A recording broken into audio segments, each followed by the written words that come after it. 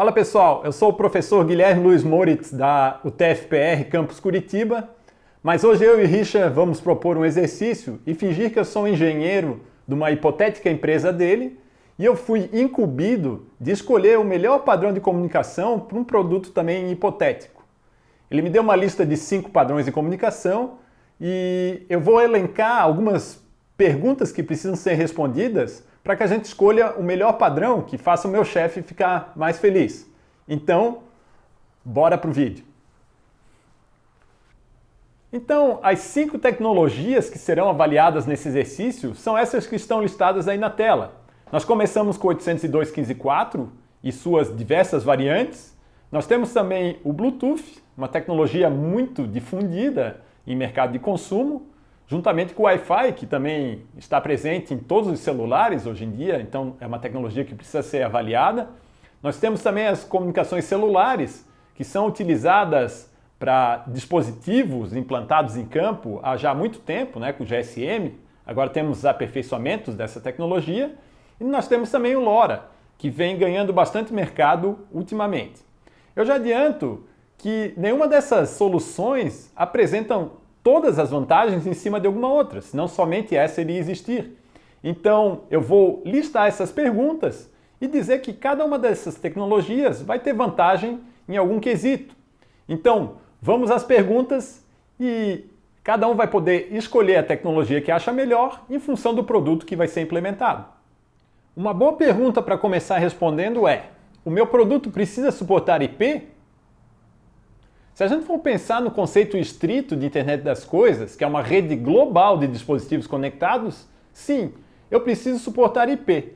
Daquelas tecnologias que a gente mencionou, as que já possuem suporte nativo para o IP, então, seriam as tecnologias utilizando celular ou Wi-Fi e algumas tecnologias do 802.15.4e, como por exemplo Zigbee IP e Wi-SAN.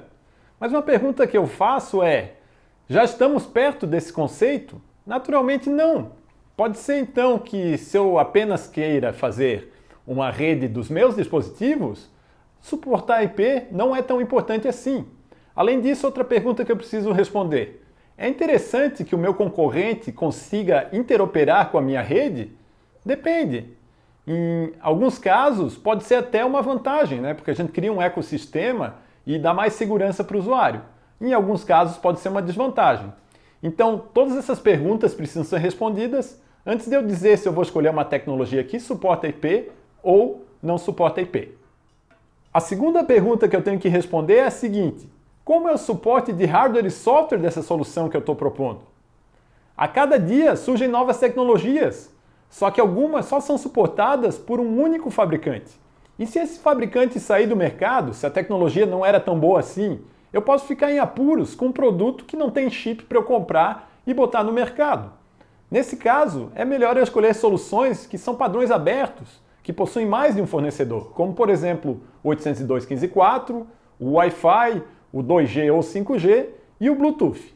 Por outro lado, eu também tenho que ver quanto tempo eu vou demorar para desenvolver essas soluções que eu propus. Já existe uma grande quantidade de software escrita, apoio da comunidade ou apoio dos próprios engenheiros da empresa que estão me fornecendo? Esse último apoio geralmente depende do volume de chips que eu for comprar. Mas existem outras soluções que possuem um amplo apoio da comunidade, como por exemplo o LoRa. É muito fácil de colocar um chip LoRa a funcionar. Uma terceira pergunta que eu preciso responder é qual a taxa, o alcance e o consumo desse produto que eu vou lançar no mercado. Nenhuma dessas tecnologias consegue atender esses 3 requisitos ao mesmo tempo. Então, eu vou ter que ver o que desses 3 quesitos é mais importante quando eu for lançar o meu produto. Esse produto ele vai ficar ligado na tomada ou ele vai ser alimentado a uma bateria? O que acontece se o produto parar de funcionar por ter ficado sem energia? Qual é a dificuldade em recarregar ou trocar a bateria desse produto? Dependendo das respostas, eu vou escolher uma solução. O Bluetooth, por exemplo, é o que tem o melhor consumo energético entre os 5 que eu mencionei. Só que ele peca um pouco na distância de transmissão, apesar de ter uma taxa razoável.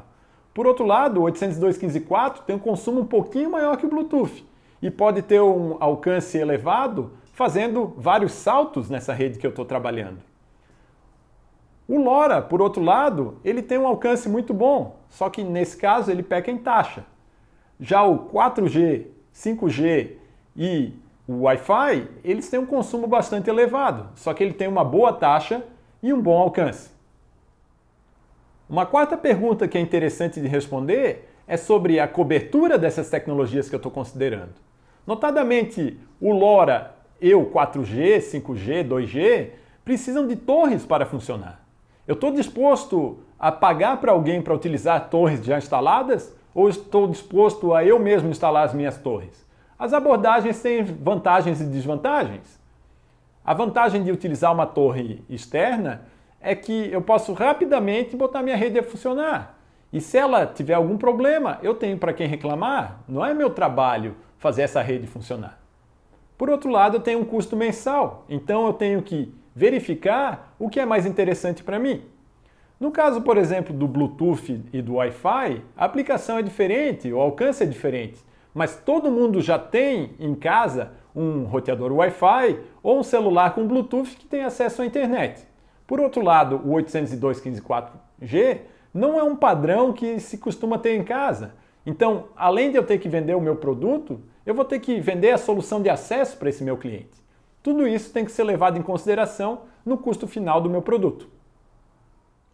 Uma quinta pergunta que eu devo me fazer é em que mercado que esse produto vai ser inserido? Cada uma das tecnologias tem uma aceitação melhor dependendo do mercado. Se for falar por alguém no mercado industrial que vai colocar algum dispositivo Bluetooth lá, certamente tu vai ser mal recebido, porque o Bluetooth é uma tecnologia que está muito associada ao mercado de consumo. Nesse mercado industrial, é mais interessante que a gente utilize, por exemplo, o 802.15.4, que é uma tecnologia que tem suas raízes na tecnologia industrial. Por outro lado, Bluetooth e Wi-Fi são muito bem aceitos, por exemplo, em automação residencial. O LoRa é uma tecnologia recente que pouca gente que não estuda nessa área conhece. Mas no fim, não importa muito, porque o que o usuário quer é que isso funcione da maneira mais barata possível. Geralmente ter um rádio Bluetooth ou Wi-Fi é mais barato porque a gente já tem a infraestrutura dentro de casa que faz isso funcionar. Por outro lado, eu tenho que pensar na questão da confiabilidade, porque dessas tecnologias, só o 4G e 5G utiliza a banda licenciada. Então, o que aconteceria se alguém utilizasse um rádio não licenciado do meu lado e fizesse o meu serviço parar de funcionar? Tem mercados que isso pode ser aceitável, como por exemplo no mercado comercial ou no mercado residencial, mas o que acontece se eu fizer isso dentro de uma indústria? Então, o uso de tecnologia licenciada ou não licenciada também é uma questão importante que deve ser respondida. Se eu precisar de confiabilidade, ou vou precisar licenciar uma parte do espectro, ou então vou ter que utilizar a tecnologia de alguém que já licenciou, como é o caso então das operadoras de celulares. Bom, pessoal, isso são só umas perguntas iniciais que precisam ser respondidas. Naturalmente, para um produto final tem questões muito além de tecnologia que precisam ser respondidas, mas como a nossa especialidade aqui é comunicações, a gente vai ficar por aqui.